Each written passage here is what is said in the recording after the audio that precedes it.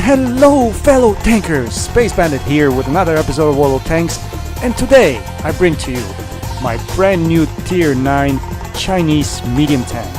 Oh, did I say medium tank? I'm completely wrong.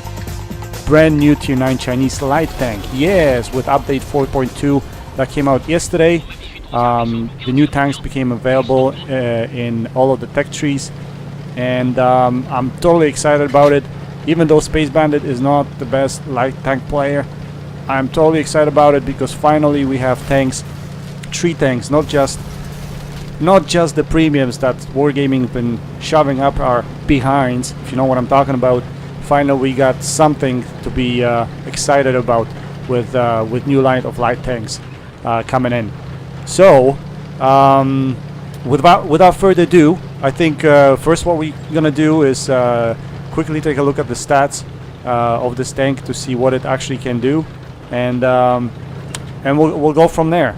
I decided to go with the Chinese line simply because I already had WZ-132, so for me it's a quick way to the top tier in this tank line, but also because apparently the Tier 10 WZ-132-1 is a pretty OP tank for its class. From what I read and from what I've seen on YouTube, players playing this tank on PC, it is absolutely amazing with the damage potential it can put out and the mobility that it has. So let's see what it can do. But let's first start with WZ-132A. So let's quickly look at the stats for this tank. Looking at the gun, rate of fire 6.8 rounds per minute. Penetration on standard rounds, which are AP rounds, is 220. APCR rounds are 248, and heat rounds are 50. Average damage, and obviously I'm talking here about the top gun on this tank, which is the package 100mm 62-100 TA. The average damage is 320, which is pretty decent alpha for this gun. Dispersion 0.42, aim time 2.21, which is pretty good as well, I would say.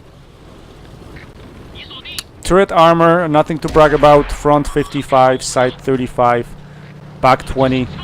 Turret rotation 41.71 degrees per second. View range 390 meters. Not the best view range, I guess, for its class, but I guess it's good enough. With the camo that this tank has, it should be lighting things up pretty good. Engine power is 770 horsepower. Chance of fire at 12%, which is not that bad at all compared to the previous Chinese tanks I played at. I think WZ-120 was higher than this, but I can't really remember right now. So overall top speed, we're looking at 64 kilometers per hour. Reverse speed 23 kilometers per hour. Average power to weight ratio 32.8. What else? Well, another important stat. Well, gun depression only 5 degrees, guys. So just like any other tank in the Chinese line, it doesn't have a great gun depression. Gun elevation is pretty good. It's 20 degrees. Hull armor, nothing to brag about again. 50 up front, 25 on the side, 20 in the back. Total health points pool 1250.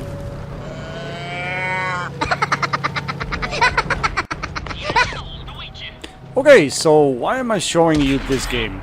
Well, because it's epic. Well, maybe not entirely epic, but it's one of the best games I've played in a light tank in a while, I would say. The game started kind of quiet. Tried to do a little bit of spotting, see if there's anything I can find. But now, as you can see, the team is completely falling. It's falling very fast. So I'm just trying to watch back ridge lines here, try to clean up anybody coming from behind, so there's no surprises. I'm gonna try to help stay together with my team and try to clean up as much as possible. At this point I was thinking just space, just get some damage, get the most damage you can do, and the game is pretty much done. I would have never anticipated what would happen here, which is actually very fantastic. So at this point, I was thinking, okay, I don't think I can take on E-100. I should just drop back and maybe try to flank them, clean the artillery. Artillery is dangerous on this map. The map is very open, so if you can take artillery out of the game, it's a good thing. But then I realized maybe that's not such a great idea. Maybe there's still a chance to win this game. Maybe I should be sticking around with my teammates and clean up a bit. I can see object is still alive there, barely alive, but so reloaded to APCR at this point because E-100 obviously it's extremely tough tank to penetrate, even from the side sometimes. So I decided to load up APCR, but then I came out from behind the cover here, and he was looking directly at me. And fortunately, the tank mobility allowed me to move back in time in order for me to bounce a shot. So hit him in a lower plate there, trying to aim for his side. Didn't work out. He hit behind the rock over there. So now I'm rethinking the strategy. What am I doing? I was thinking lose my sixth sense right here, and choose which way to go. Obviously, with my mobility, I can go around him. It really doesn't matter which way to go. I was just thinking which way would he go, but surprise, surprise, he didn't go anywhere. And actually, the tank destroyer was coming after me pretty hard. So here I wiggle, try to go around his back and get away from tank destroyer's range, so he cannot hit me. Taking out E-100. Artillery barely misses. And here I was thinking poke out, and tank destroyer is looking right at me. So again, mobility saved me here. I pulled back quickly, and here I'm doing wiggle, hoping that he would miss. Unfortunately, he doesn't, and damages my ammo rack. So now the job should be fairly easy. I went behind him, but I lost the track here. So I used another repair kit. Luckily, I was carrying two of them, and my crew is pretty good on here. I think I have, well, I mean, pretty good. It's not the greatest. It has about 6 perks, I would say, 6 skills. But I don't usually do repair skill. I carry a couple of repair kits just in case, because I'm trying to maximize other things on this tank, like view range, for instance. And here, object 140 shows up, so I aim, almost fully take a shot, and that shot misses. I was thinking to myself, oh gosh, it would have been so great if I could take him out already. So come back to the same spot. I'm thinking he would probably be thinking I would be going the other way. Again, fully aimed shot, and it bounces. My APCR rounds are gone.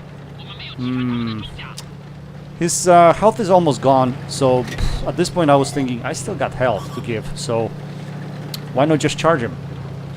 So that's what I was thinking. I wanted to save my tank destroyer there. So I go, and look at this, guys. This is incredible. Best shot on the move ever. Wham! That's crazy. When you carry, baby, you carry. Doesn't matter how, right? Of course, when you carry, you have to ram your teammates as well at the same time. It helps. Why not, right? Okay, so what do we have missing here? So we have 2 artilleries right now. There's still a very dangerous tier 10 tank, 215B, with extremely fast rate of fire left, but I haven't seen him the whole game. I'm not sure where he is. We're gonna have to try to locate him and see if we can take him out of the game. And I don't even know what health level he's at now. So my first priority, obviously, is look for artillery. Coming to this area here, trying to spot to see if I can see anything. And it looks like pretty quiet here. Can spot nothing. So basically, I tell my tank destroyer, no, nothing here. Negative. I can't see nothing. Let's keep looking. So I slide down the hill. At this point, I was thinking they're probably sitting behind the castle. Right there, artilleries usually like to sit around that area, well, H1 area, I would say. And who knows if they moved up, maybe they're at D1. So I thought I was just do it by stages. Come up here, just get a spot, see what's going on, and if I can't see anything, I'll just I'll keep moving. It's quiet, so yeah. Here I was thinking, okay, why don't I just go through the middle? There's a lot of cover here. I'll just, if I go through this area, should be fairly safe. Obviously. Oh, and there is Object 261. So I had time to fully aim because I didn't think he was looking at me. I fully aimed with auto aim. I didn't even try. Maybe I should have tried actually aiming in first person, but I didn't. So I fired the shot and it missed. Turns out that he's sitting behind a little bit of a hill, and that's why the shot didn't hit. So here I was thinking leaving and going around, but then I thought to myself, I should check again. Maybe he already moved and relocated. So if he did, then it'll be easier for me, but he didn't. So in this case, I'm like, okay, well, he's gonna camp. And if he's camping, then I should just clear out, because I don't know where the other artillery is, and I can get hit. So at this point, I was thinking, okay, I'm gonna go all the way around and play it safe. I mean, the game is still pretty close. I don't know where the heavy tank is. In the meantime, our tank destroyer is sitting on a cap, which is okay idea to draw the heavy tank out, but for me, he doesn't have enough of health points left to actually fight the other thing. So here I found my one of the artilleries. I took one shot. I was thinking about poking out again here, but again, decided not to take chances. So just change positions. Go around on this side. See if I can spot him. I can't spot him.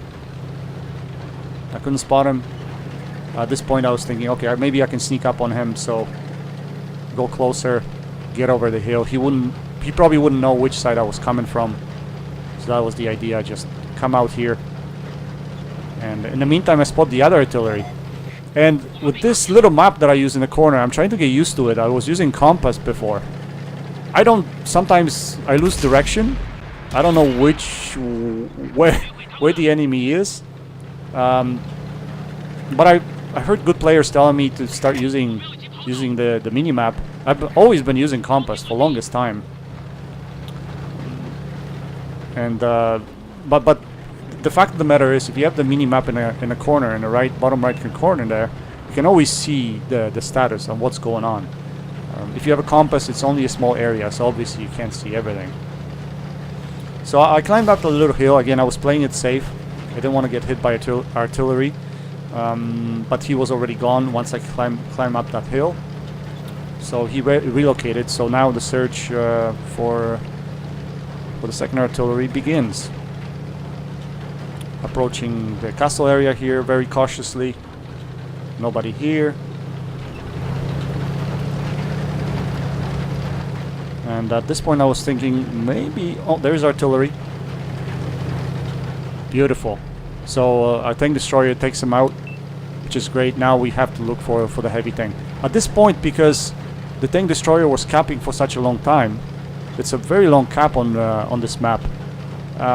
I was suspecting that the heavy tank is probably AFK, and the way the game's been working after the update, when I played today, it seemed like it hung up a few times. Fortunately, I didn't go AFK. I didn't lose connection, but I guess it could have been possible. So here I get spotted, and there's F-215B. So at this point, I'm still not sure if he's AFK. I'm pretty sure he is, but so I just poke out, and yeah, baby, almost full health. FV-215B should give me a little bit more damage. I was just hoping at this point that the tank destroyer, because he left the cap. Well, first of all, I was worried he would cap all the way, but he got off the cap. Now I was worried he was gonna take away my my top gun.